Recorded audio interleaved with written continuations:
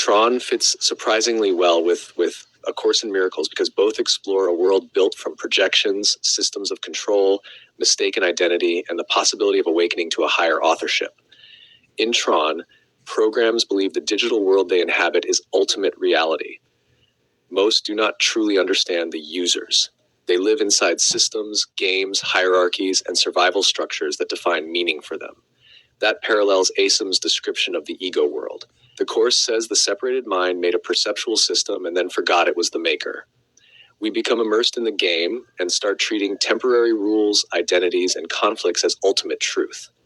The MCP, Master Control Program, is almost an ego symbol, wants total control, absorbs everything into itself, fears freedom, centralizes power, rewrites truth, suppresses anything outside its system. The ego in ACIM behaves similarly. It tries to become the author of reality itself. It wants closed interpretation systems where fear remains unquestioned. Programs in Tron often behave religiously toward users without directly knowing them. That's fascinating from an ACM angle. Many characters have faith in something beyond the visible system, while others dismiss it as fantasy. That mirrors the split in the human mind between identification with the world of form and intuition that there is a deeper source beyond appearances. Kevin Flynn entering the grid resembles the descent of awareness into its own projection. He becomes both participant and awakener within the system. ACM repeatedly suggests something similar metaphysically. The dreamer is inside the dream while also remaining outside it. That's one of the deepest parallels. The ego says, you are merely the character. ACM says, you are the dreamer of the dream, not merely the figure within it.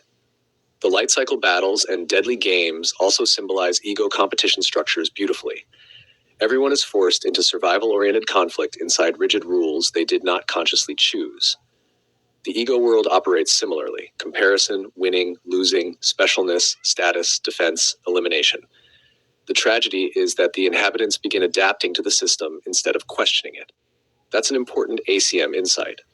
People normalize fear structures when immersed in them long enough. Tron himself functions partly as a faith and purpose archetype. He resists absorption into the control system and remains aligned with something higher than mere survival.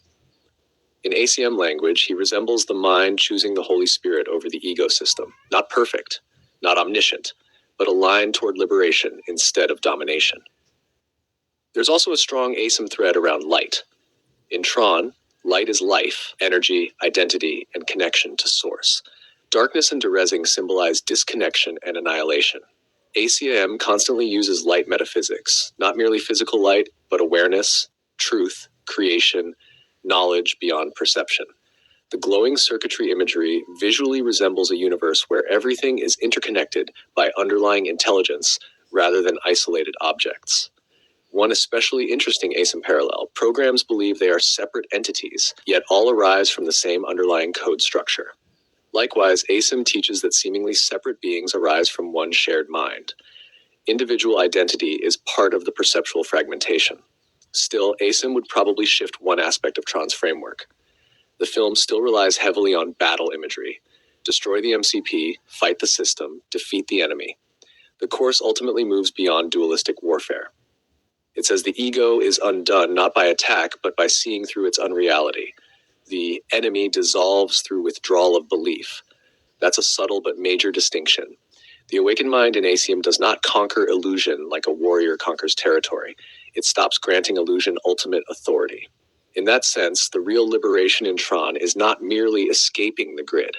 It is remembering that the system was never the deepest level of identity in the first place. The programs thought they were trapped inside the game. ACIM says humanity does something similar. We mistake the projected world and the avatar self for what we are. And awakening begins the moment we become curious about the possibility that the author of the dream is closer than the dream itself.